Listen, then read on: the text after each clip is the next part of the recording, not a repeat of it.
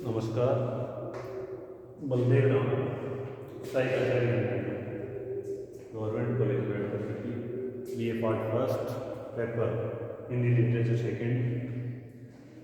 आज अपन अध्ययन करेंगे हिंदी हिंदी की या इसका अर्थ इनके बारे में आज अध्ययन करेंगे। इन हिंदी के विभिन्न प्रकार से कौन से अर्थ लिए गए हैं। 4 प्रकार के अर्थ हिंदी का व्युत्पत्ति पर अर्थ क्या है, हिंदी का भाषाशास्त्रीय अर्थ क्या है, हिंदी का व्यावहारिक अर्थ क्या है और हिंदी का जो संकुचित अर्थ या मानक अर्थ या परिनिष्ठित अर्थ वो क्या है। इनके बारे में आज अपन अध्ययन करेंगे, क्योंकि हिंदी का अध्ययन करना या इसके मूल स्वरूप को जानना इसलिए भी महत्वपूर्ण हो जाता है कि भारत की जो राजभाषा वो हिंदी है।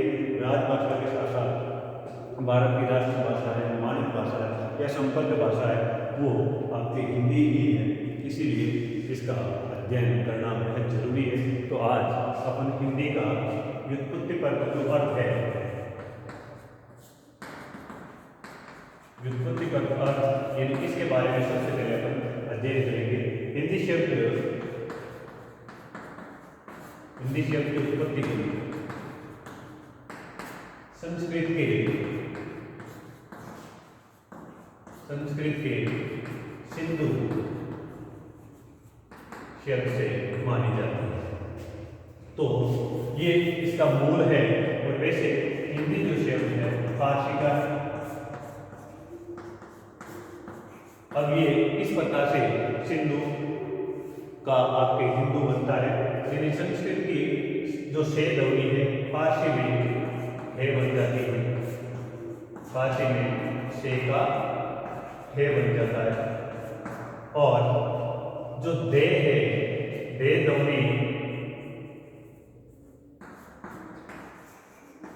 ध्वनि के लिए मां प्राण है, इसका फारसी में अभाव पाया जाता है।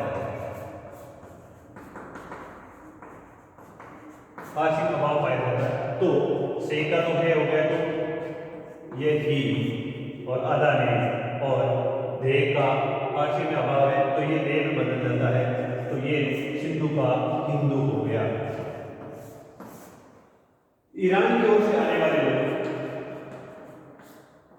ईरान से आने वाले लोग यानी जब वो भारत में प्रवेश करते थे तो वो सिंधु नदी को पार करते थे। सिंधु नदी को पार करने के बाद में यदि सिंधु के इर्द गिर्द जो क्षेत्र था उसको वो हिंदुस्तान या हिंदुस्तान इन नामों से जाना जाता था। अब आगे की इसकी व्युत्पत्ति इस प्रकार से हुई। सिंधु से हिंदू,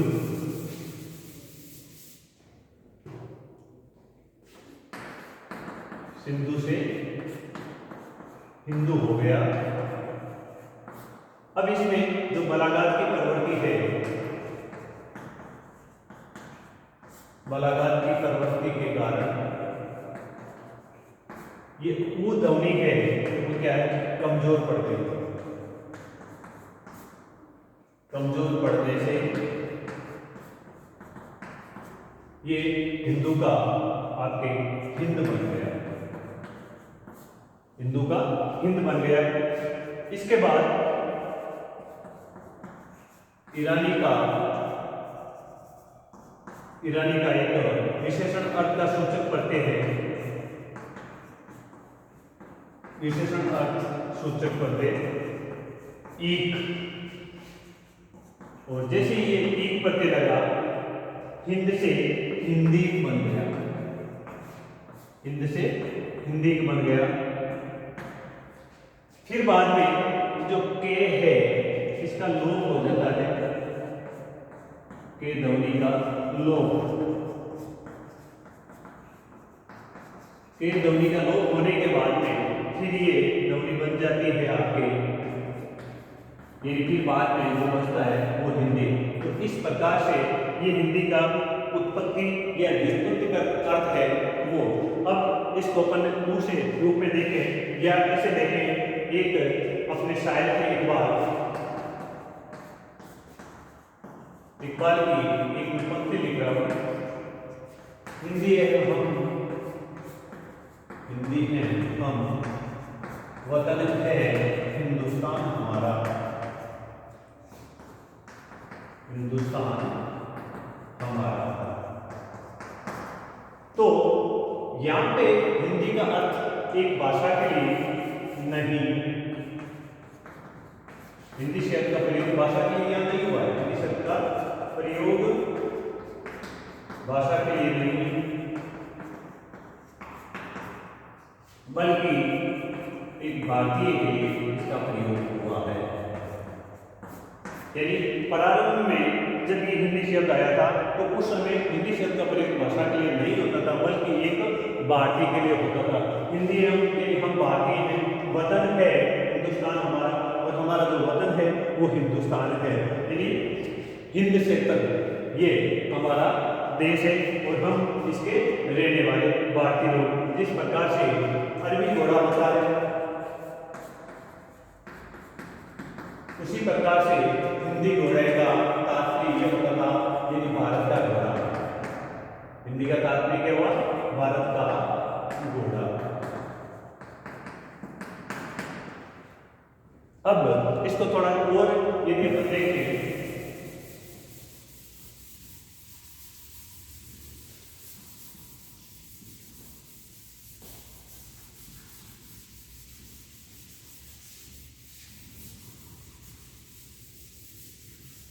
यानी प्रारंभ में हिंदी शब्द का प्रयोग भाषा के लिए नहीं होकर के एक भारतीय वस्तु के लिए होता था। अब बाद में धीरे धीरे हिंदी का प्रयोग भाषा के लिए सबसे पहले मुसलमानों ने, हिंदी का प्रयोग भाषा के लिए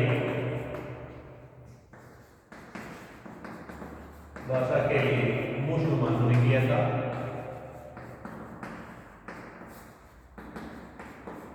और ये भारत में बोली जाने वाली जो हिंदुस्तान क्षेत्र था उसमें बोली जाने वाली बोली के लिए जबान